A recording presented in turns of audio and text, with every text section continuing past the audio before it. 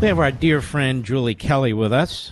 I've given her the Mark Levin Award rather than the Pulitzer Prize because, Julie, as you well know, the Pulitzer Prize isn't worth the paper it's written on, assuming it's written on something.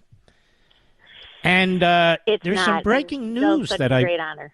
Well, thank you. And there's some breaking news that I wanted you to tell us about involving the tapes of January 6th and so forth. Go right ahead.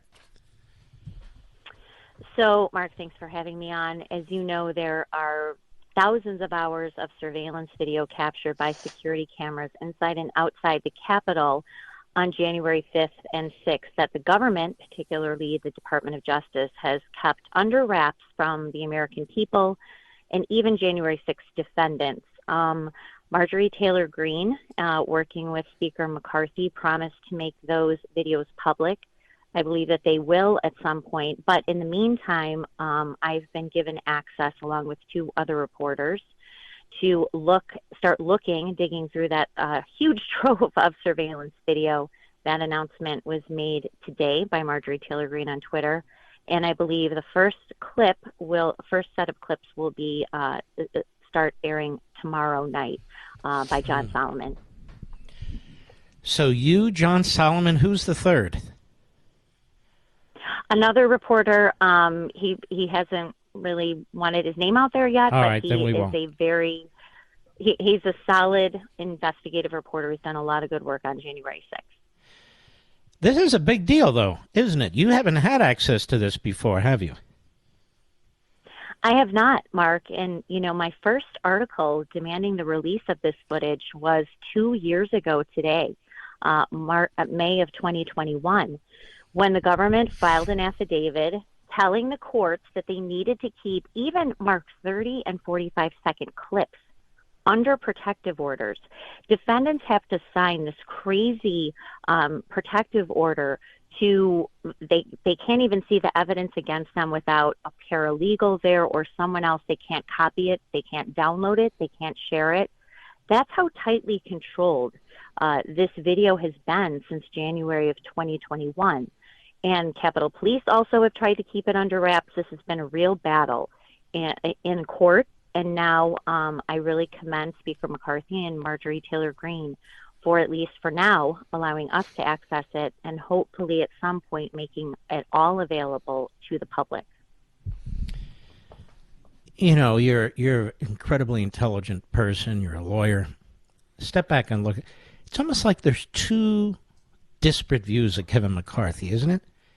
Comes under brutal assault when people don't agree with what he does. And then on the other hand, when I talk to people like you and Jim Jordan and Comer and others, it's like, we've never had a guy like this before who's done these various things and so forth. So in your own instance, I guess it's refreshing, right? This has been. I do want to say I'm not a lawyer, though. Thankfully, I think it's helped me in my reporting on January 6th. I say I should get an honorary law degree from Insurrection University after all this work. But it is refreshing. And I'll tell you what, though, Mark, and you know this, January 6th is a huge issue for the base. They are appalled at how that event has been weaponized against their countrymen, Donald Trump himself, and certainly his voters.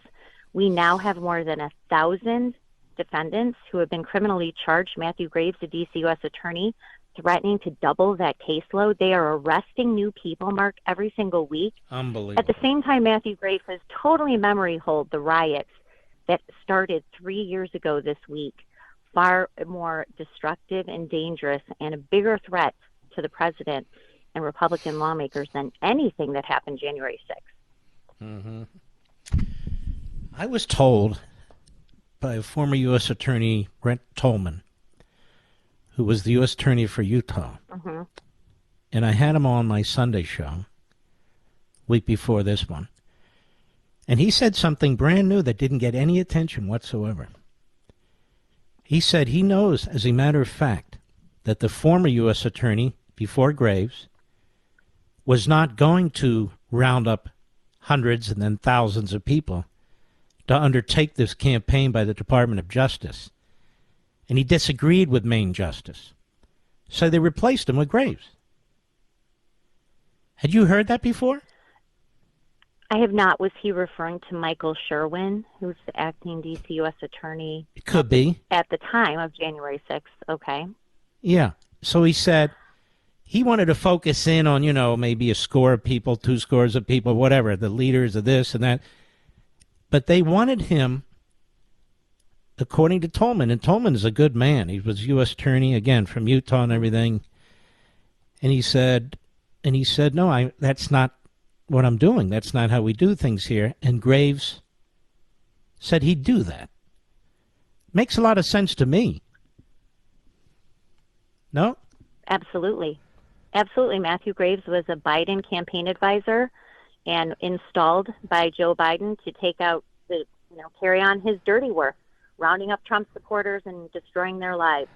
We have our friend Julie Kelly, tremendous journalist. So you're going to have access to these tapes, and you're going to have a lot of tapes. Are you going to be able to handle all this? I'm sure you're going to be up morning, noon, and night going through them. Well, here's the thing. The access, I have to go to Washington, D.C. and access the footage. It's a very complicated system. Yeah. So it's not anything for people. And I felt this way too, Mark. Just upload the tapes. Let everyone see it. That's certainly not the case. You're talking about hundreds of cameras. And so when I went in, I had certain time frames and certain areas of the Capitol inside it out that I wanted to look at. And boy, it is overwhelming. You could sit for an hour and look at a certain area for maybe 2 minutes. And it could be spellbinding, right? I mean, you're looking at it and go, wait, let me see that again, and have to re-loop it and so forth. But I wonder if you can sort of tie them into some of these cases, where they're saying this guy or that gal did X, Y, Z. And I see that a woman today in a bench trial was sentenced to 2 years, and she literally didn't do anything. She simply said, let's get whatever she said about Pelosi. She literally did not do anything, did she? No, she didn't. I think that's Pauline Bauer. Yeah. 2.5 years, I believe, she got from Judge Trevor McFadden. I think the Trump-appointed judge. I think you and I have talked about him before. Disaster. These judges are out of control.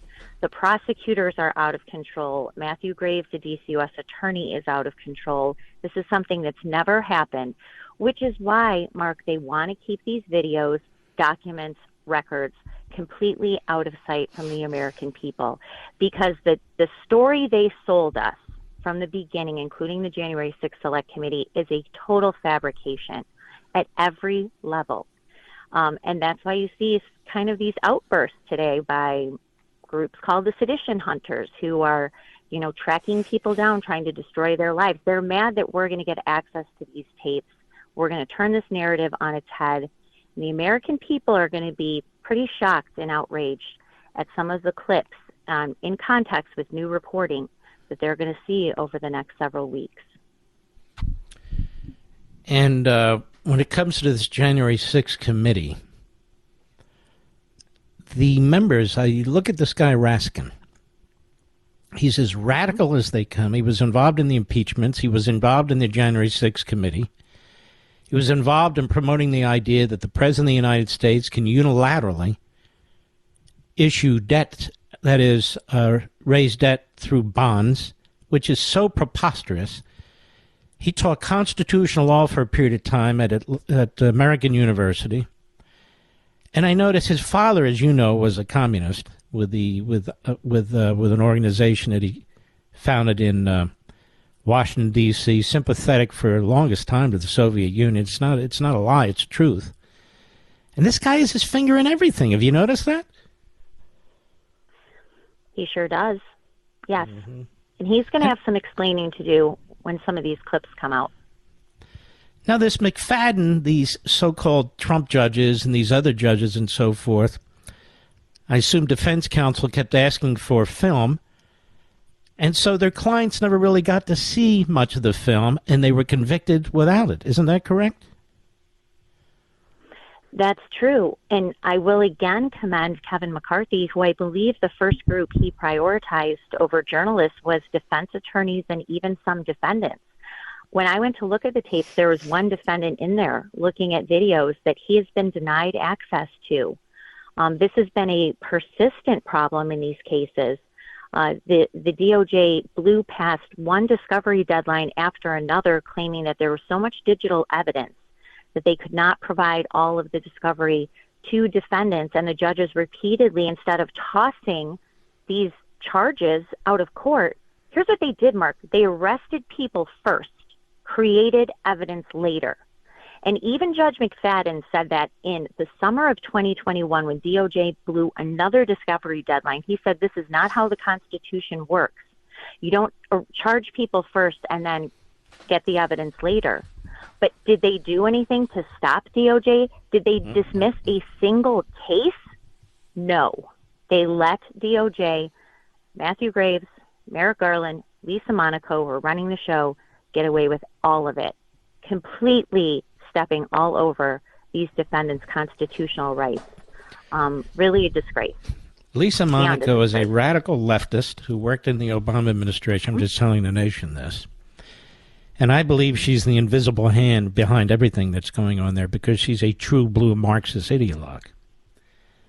And I can just sense that she's behind all this. I think the case of Garland, he supports it all, but he's kind of a Mueller type, if you know what I mean, kind of a Biden type, that there's somebody working. And she has a lot of energy, and I notice that less and less is her name appearing in the media, less and less does she put her face on TV, less and less is she called to testify, because I think she likes her role more as the invisible hand than otherwise. Do you get that sense? 100%. Lisa Monaco is a longtime Obama loyalist. She was his last Homeland Security advisor. She was a key architect in the Russia collusion hoax.